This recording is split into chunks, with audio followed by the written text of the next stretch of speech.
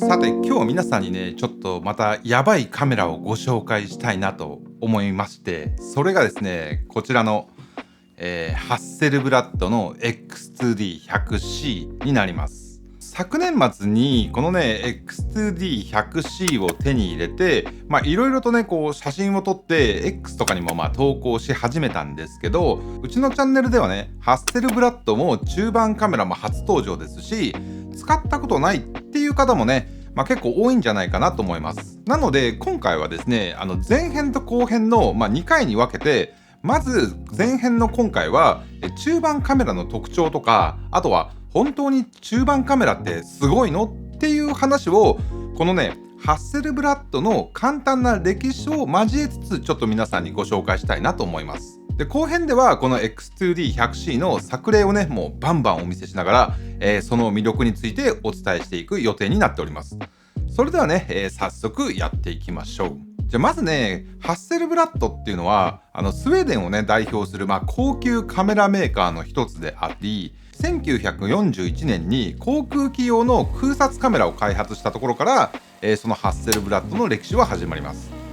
当時ね軍用カメラを製造してたんですけど、その後民生用のカメラとして中盤フィルムカメラ500シリーズだったり、あとは 35mm フィルムで中盤のような広いこうパノラマ画角を撮れるような X パンといったね、本当数々の名機を生み出したことでも知られています。でやっぱりハッセルブラッドがこう世界的に有名になった理由の一つとして、 NASA の公式カメラとして、採用されたっていう歴史があります。誰もが見たことある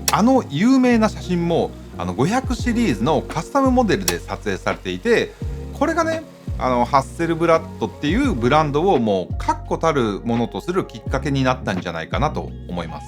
そして多くのプロカメラマンに愛され、その時代時代を象徴するような数々の素晴らしい写真がハッセルブラッドのカメラで撮影されました。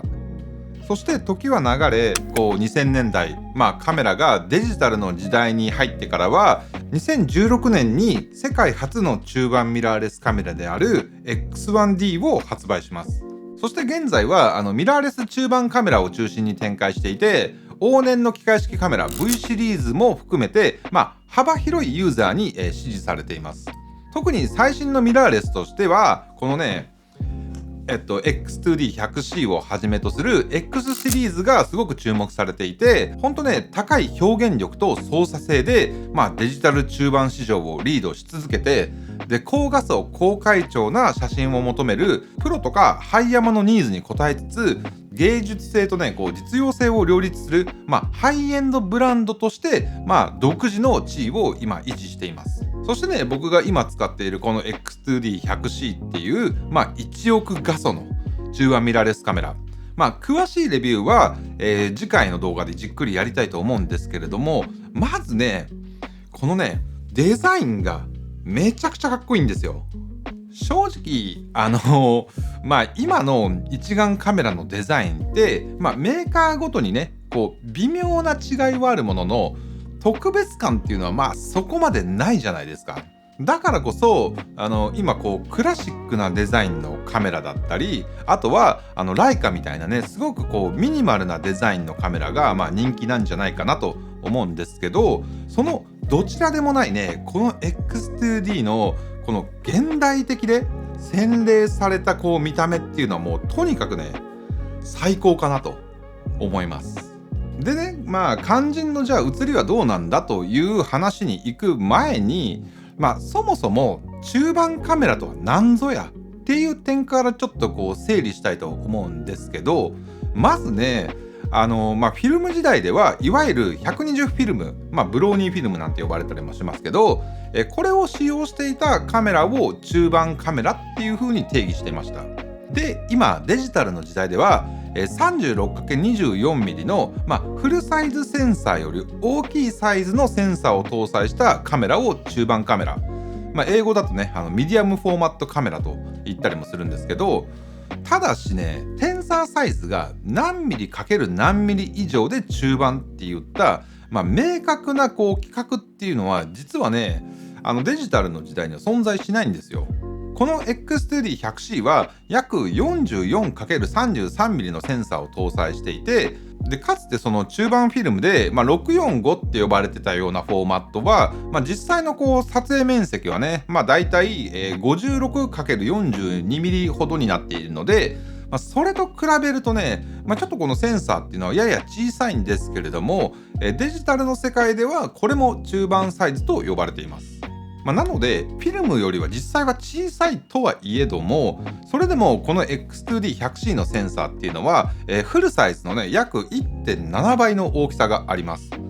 なので理論的にはセンサーサイズがね大きければ、より多くの画素を配置できて細部の解像感が向上したりだとか、あとはピクセルピッチを大きくとって、ダイナミックレンジを稼いだり SN 比が向上してより滑らかなね階調表現が可能になるはずなんですけど、フルサイズを超える画質が得られる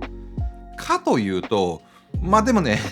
実際はそこまで単純な話じゃないんですよね。例えば画角を合わせて2000万画素くらいの写真と1億画素の中盤カメラで撮った写真を並べても、単純に画素数が倍以上あるからものすごい違いがわかるかと、言うとですね、ちょっとやっぱ難しいんじゃないかなと思います。でも1億画素だからこそ可能になる運用っていうのが存在するのも事実なんですよ。例えばさっきの2枚の写真を 800% ズームしてみてもこれだけね違いがやっぱり出てくるんですよ。1億画素の方はしっかりとねまだこれでも改造してますよね。今のフルサイズカメラっていうのは、だいたい24から30メガピクセル前後を搭載している機種が多くて、一部には45メガとか、あとは60メガ超えのねいわゆるハイレゾ機、高画素機なんていうのも増えてきましたけど、それでも2倍にクロップすると実質的には半分以下の画素数に落ち込んでしまいます。例えば24メガピクセルの場合だとクロップ後には6メガピクセル程度、30メガピクセルの場合でも 7.5 メガピクセル程度になっちゃいますよね。これだとやっぱりね大きくトリミングして構図を練り直そうとするとやっぱり少し心もとなくなる場面も出てくるんじゃないかなと思います。で一方でね、この X2D100C のように1億画素あれば2倍にクロップしてもそれこそ25メガピクセル前後、2500万画素ぐらいをキープできます。つまりねトリミングしてもなおフルサイズ機の通常クラスと、同等以上の解像度を保ったまま、撮影後に構図調整っていうのを柔軟に行えるわけですよ。なのでこういった単焦点レンズをつけっぱなしで撮影してても後から、ズーム感覚でねフレーミングっていうのを組み直せるのはやっぱり大きな強みって言えるんじゃないかなと思います。だからなのかこのね X2D100C は内部でねクロップのオプションが結構充実していて、例えば XPAN の65対24のフォーマットでね撮るなんていう遊び方もできるので、それがね本当にめちゃくちゃ楽しいんですよ。で僕はねXPAN には昔からすごい憧れがあったんですよ。今でもね中古市場だとかなりいい値段がするのと、手に入れたとしてもやっぱりフィルムのしかもパノラマなのでなかなか現像も大変だということでね、手が出せなかったんですけど、これだとねその XPAN の比率でバンバン取れるので結構使ってますね。またこの中盤センサーはフルサイズと比べると、同じ焦点距離 F 値のレンズを使っていてもより広い焦点距離、より明るい F 値に相当するような撮影結果が得られます。例えば今ここについているレンズはこれ 38mm の F2.8 なんですけど、これフルサイズに換算するとだいたい 30mm F2.2 程度の画角とボケ量に近いイメージになります。センサーサイズが大きくなると一般的には同じ構図を得ようとした時に被写界深度は浅くなりやすいと言われてるんですけれども、実際にはですね、その撮影距離とか、レンズ設計など様々な要因も絡むので常に中盤がフルサイズよりも大幅にボケるっていうわけではないじゃないんですよね。ただそれでも中盤ならではのこの立体感とか、あとは空気感っていうのを得やすいのは事実で、背景と被写体の分離がすごく強調される傾向にあると思います。でさらに中盤デジタルカメラは、16ビットローを採用している機種が多いんですよ。もちろんこのね X2D100C も16ビットローでの撮影が可能になってます。やっぱりその価格帯的にもプロ向けだし、あとはファッションとかね広告写真で使われるカメラにもなっているので、そういうところで高画質だったり豊かな階調がよりシビアに求められるからっていうのも理由の一つなんじゃないかなと思います。今のところ表示する僕らのディスプレイっていうのは、まだ8ビットとか10ビットが主流なんですけど、でもほとんどの編集ソフトは内部では10ビット以上で処理を行っているので、最終的にこの10ビットのところにね出力するとしても、やっぱり階調破綻が起きにくいとはされています。でその上でねこのハッセルブラッドには汎用性の高いカラーマネジメントシステムであるハッセルブラッドナチュラルカラーソリューション、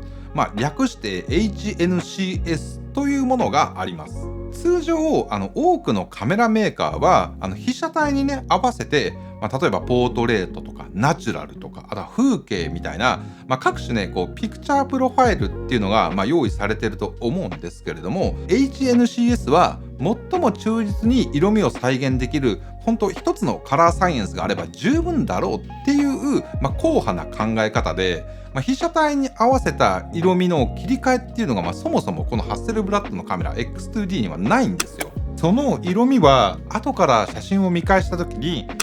そういえばこんな感じの色だったなっていうままの色が出てくるとね思っていいと思います。すごくね癖がなくてグレーディングとかがやりやすいですね。とはいえ中盤カメラにはデメリットもそこそこあります。まずねこのカメラ本体やレンズが大きくて重いっていう点ですよね。フルサイズとか APS-C に比べるとカバンに入れてね持ち歩くのが少ししんどかったり、あと旅行とかスナップ撮影で手軽に使えるかというと、ちょっとそれはねハードルが上がるかなと思います。ただこの X2D100C はその中でも非常に小型軽量とされているのが一つの売りになってます。で次に連写性能が低いっていう問題があります。中盤はねデータ量がやっぱり大きいので、フルサイズのようなね高速連写っていうのは苦手なんですよ。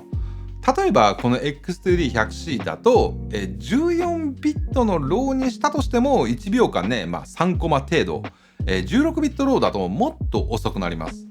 なのでスポーツとか動き物をガンガン撮るようなシーンではあまり向かないんですよね。ただ風景とかねポートレート中心ならそれほど気にならないんじゃないかなと、使ってて思いました。そして3つ目はシステム全体がすごく高額になりがちという点ですね。本体も高いしレンズも高いし、こういったケースだったらフルサイズでいいかって思う部分も正直あるので、まずはね本当に中盤が必要かどうかっていうのをしっかりと考える必要はあるんじゃないかなと思います。で4つ目はレンズラインナップですね。中盤用のレンズってフルサイズに比べるとやっぱり数が少ないんですよ。でしかもサードパーティーの参入も少ないので、選べるレンズのバリエーションが少なくなりがちではあります。なので欲しいね焦点距離だったり、あとは描写特性のレンズがすぐに見つからないっていうこともあります。特にねこの X2D はシャッターユニットがボディじゃなくてレンズ側にあるので、サードパーティー製のレンズを使用するとですね電子シャッターのみになってしまうっていう、デメリットもあります。で最後がですね周辺描写の問題。やっぱりねセンサーが大きい分広角とか大口径のレンズだと周辺光量落ちが結構激しかったりもします。ただそれは一般論で、もちろんカメラ内の補正機能や新しいレンズ設計で、カバーされてる場合も多いんですけど、フルサイズ以下のカメラとは少し違う癖が出やすいので、慣れが必要かなとも思うんですけど、逆にね、それが中盤らしい写りと捉えることができれば逆にいい味になってくるんじゃないかなと思います。じゃ最後に結局ねこの中盤カメラは本当に良いのかすごいのかっていう話なんですけど、目を引く写真っていうのは、違和感のある写真と、言い換えることもできると思うんですけど、例えば標準画角の写真は難しいなんて言われるのは、見た目が人の視覚に近くて新鮮味を出しづらいからっていうのがそういう理由かと思うんですけれども、中盤で撮ると特にねこの被写界深度の浅さだったりだとか、あとはハイライトとか、シャドウの階調の豊かさっていうのが強調され、つまりそれがね人間の目だったりだとか、あとは多くの中盤以下のサイズのねカメラで撮られた写真との違いが際立って、あれなんか雰囲気違うなっていう風に感じさせることで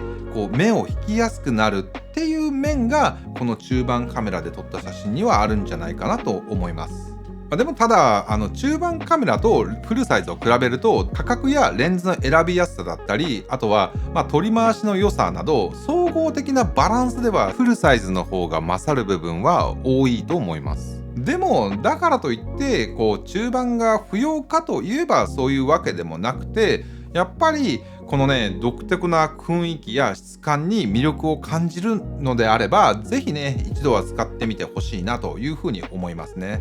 はい、というわけで本日はハッセルブラッド、そして中盤カメラのお話前編ということで、次回はこのね X2D100C の特徴や作例をさらにね掘り下げていきたいと思いますので、ぜひ今日の話を踏まえた上でまた次の動画もね、皆さんご視聴いただければ嬉しいなというふうに思います。はい、というわけで本日の動画は以上となります。それでは皆さんまた次の動画でお会いしましょう。ピース。